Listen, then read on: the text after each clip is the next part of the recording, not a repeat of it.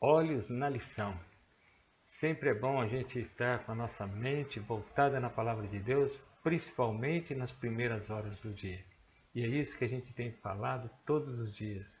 Ter os primeiros momentos, comunhão com Deus, uma reflexão da palavra de Deus, para começarmos o dia bem, para iniciarmos o dia sob a orientação daquele que tudo sabe, aquele Criador dos céus e da terra. Queridos, a lição de hoje fala sobre intromissão. O que significa isso? Do capítulo 2 de Gênesis para o capítulo 3 de Gênesis, a gente vê uma mudança assim tremenda. No capítulo 2 de Gênesis, a gente vê o relato de um mundo perfeito, saído da mão do Criador. A partir do capítulo 3 de Gênesis, nós percebemos um mundo totalmente diferente, com a entrada do pecado no mundo. Mas o que ocasionou o pecado? Bem, a primeira coisa que nós precisamos entender é o que é pecado. O pecado é a separação do homem de Deus. A partir do momento que o homem se separou de Deus, houve algo chamado pecado, que significa separação. O homem se separou de Deus. Qual foi a forma que o homem se separou de Deus? Através da desobediência. O governo de Deus, ele é mantido através da obediência. E foi por isso que Deus criou o ser humano com a sua liberdade de escolha, ou seja, com livre arbítrio. A notinha da lição diz que Adão e Eva foram criados como seres morais livres, capazes de escolher entre a obediência e a desobediência.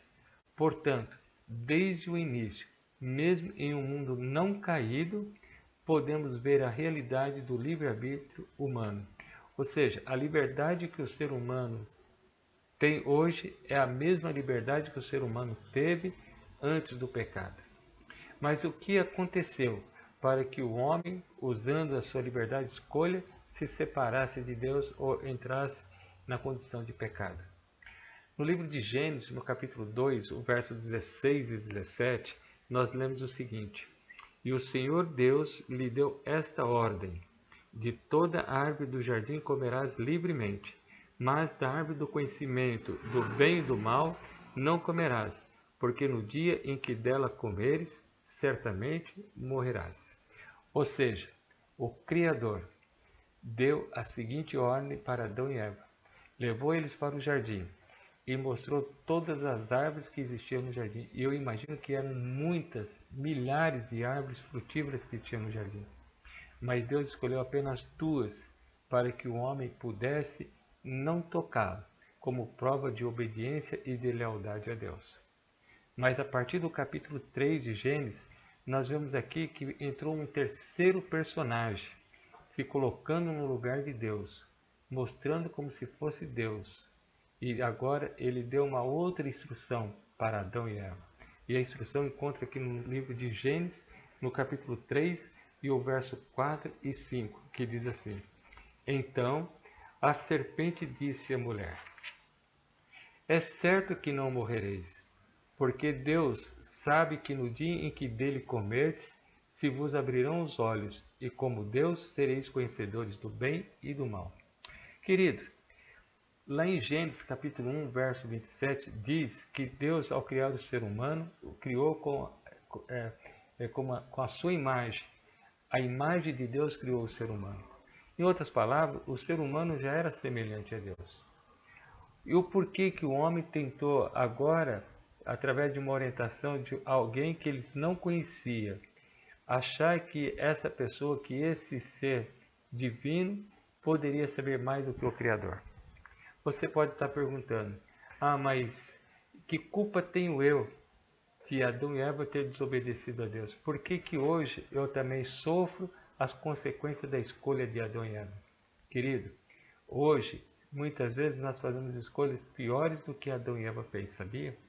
Muitas vezes tendo conhecimento da palavra de Deus, sabendo o que é certo e o que é errado, procuramos sempre escolher aquilo que é agradável aos nossos olhos, que enche nossos olhos de alegria.